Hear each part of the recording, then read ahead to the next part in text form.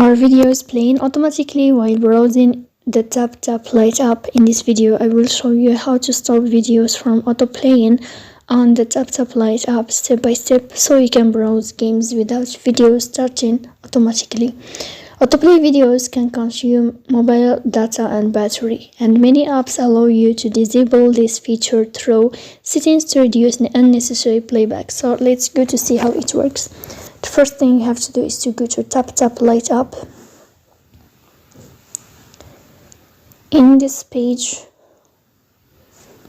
you'll find this sign of profile, so you will tap on profile. Then you will go to above to this sign of settings. After that, here you will go to general settings.